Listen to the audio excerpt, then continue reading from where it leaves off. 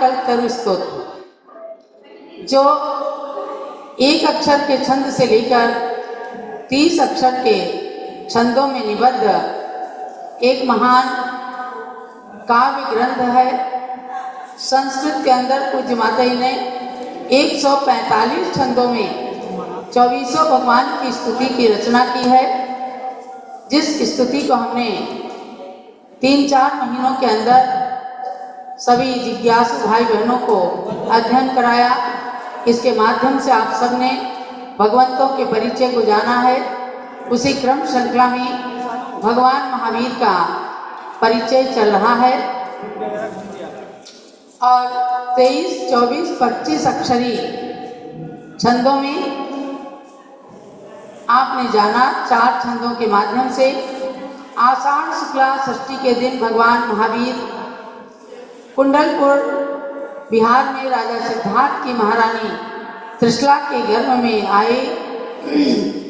इंद्र देवों ने गर्भ कल्याणक महोत्सव मनाया।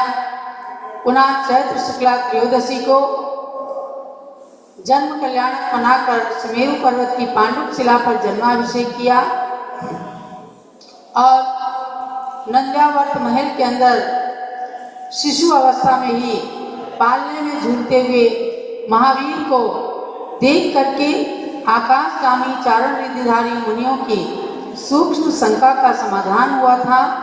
इसलिए उन्होंने सन्मति नाम रखा था। बाल्यावस्था में वह उद्यान में क्रीड़ा कर रहे थे, तब संगम नाम के देवता ने उनके बल की परीक्षा लेने के लिए सर्प का रूप धारण किया।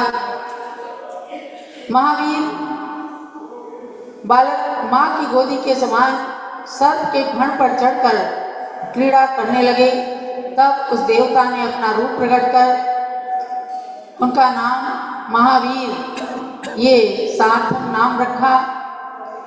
पुनः महावीर ने 30 वर्ष की अवस्था में दीक्षा धारण कर ली और उज्जैनी के स्मशान में रुद्र ने उनके ऊपर एक बार उत्सर्ग किया, उसमें विजयी हुए। तब रुद्र ने उनका नाम महाति महावीर रखा, जो आज अतिवीर के नाम से प्रसिद्ध है।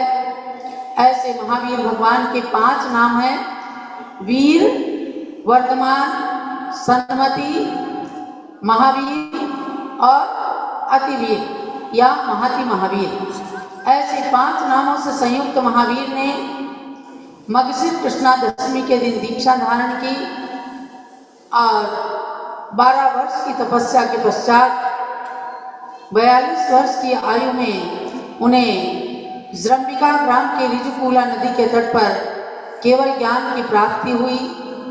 पुनः 66 दिन तक गणधर के अभाव में दिव्य ध्वनि नहीं गिरी और श्रावण कृष्णा एकम के दिन इंद्रभूति गौतम को सौधर्मेंद्र बड़ी युक्ति के साथ महावीर के समोसरण में लाए। उन्होंने तुरंत दीक्षा धारण कर ली और महावीर स्वामी के प्रमुख गणधर बन गए।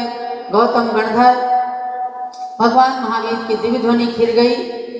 उसके बाद 30 साल तक समोसरण में उन्होंने बिहार क्या समोसरण में सबको दिव्य ध्वनि का उपदेश दिया और कार्तिक कृष्णा चतुर्दशी की रात्रि अमावस की प्रभात में पावापुरी के सरोवर से मोक्ष को प्राप्त किया।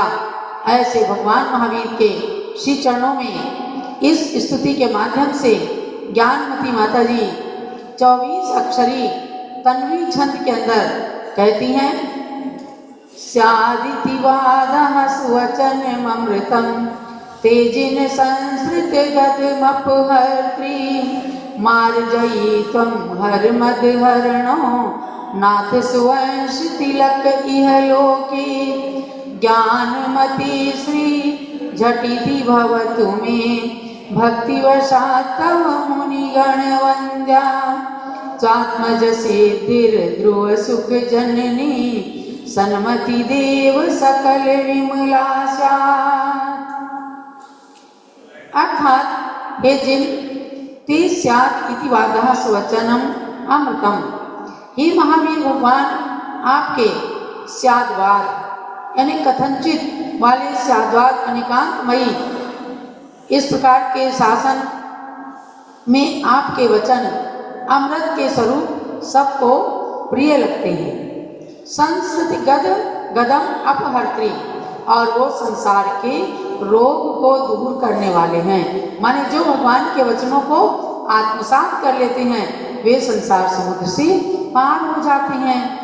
और तुम मार्जयी हर मद हरणा, आप कामदेव के जेता हैं, रुद्र का मद हरण करने वाले हैं, अर्थात रुद्र के उपसर्ग को भी आपने जीत लिया। यह लोके नाथ सुवंश तिलक, इस लोक में आप नाथ वंश के तिलक बने। तब भक्तिवशात आपकी भक्ति के निमित्त से मुनिगण वंद्या ज्ञानमति श्री झटिति में भवतु, मुनिगणों से वंद्य ऐसी ज्ञानमति यानी केवल ज्ञान की बुद्धि हमें प्राप्त हो, ऐसा ज्ञानमती माता जी अपने नाम के साथ कि भगवान मैंने ज्ञानमती के रूप में आपकी स्तुति की है। आज तो मेरे अंदर केवल मति और शुद्ध ज्ञान है, मुझे केवल ज्ञान रूपी बुद्धि प्राप्त हो जावे, ऐसी बुद्धि शीघ्र मुझे प्राप्त हो। हे सन्मति देव, ध्रुव सुख जननी, सकल विमला सात्मन सिद्धि शांत, निश्चल सुख को उत्पन्न करने वाली, संपूर्णतया विमल ऐसी आत्मा से उत्पन्न सिद्धि मुझे भी प्राप्त हो जाए। देखो किसी स्तुति का, भगवान की भक्ति का फल तो यही है कि भगवान आप मुझे भी अपने समान बना लीजिए, अपने जैसे मुक्ति लक्ष्मी को प्राप्त करा दीजिए। तो ज्ञानमती माता ने इस 24वीं स्तुति में अपने नाम के साथ केवल ज्ञान को प्राप्त करने की भावना व्यक्त की। अंत में समापन करते हुए कहती हैं, वर्धमानो महावीरः श्रीमान सिद्धार्थ नंदना, त्वत्संस्तुते स्मृतिश्चापि विघ्नौघा प्रलयं व्रजेत्, जियात् वीरजिनेन्द्रस्य शासनं जिनशासनं, प्रभवेत् वर्धमानस्य धर्मचक्रं सदा भुवि। अर्थात वर्धमान महावीर श्रीमान सिद्धार्थ राजा के नंदन पुत्र हैं। आपकी स्तुति से और आपके स्मरण करने से भी विघ्न समूह नष्ट हो जाते हैं। और भगवान महावीर स्वामी का शासन आज वर्तमान में भी चल रहा है।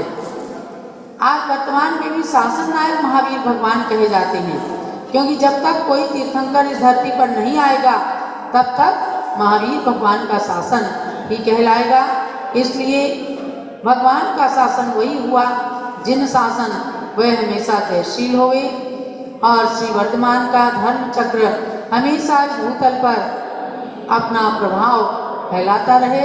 ऐसी भावना के साथ पूज्य गण्य ज्ञानमती माता जी ने अपने नाम को सार्थक करते हुए एक अक्षर से लेकर और इसमें 25 अक्षर के छंद तक इस स्तुति को पूर्ण किया है।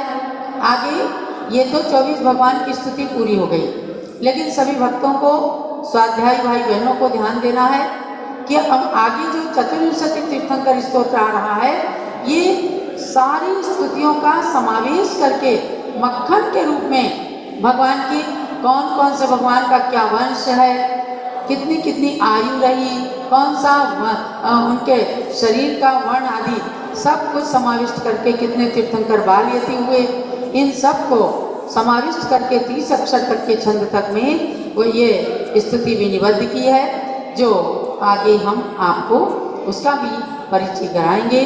तो ये 24 तीर्थंकर भगवान की स्तुतियाँ आप सबके लिए मंगलमय हो। जल महावीर भगवान की जय, 24 तीर्थंकर भगवान की जय।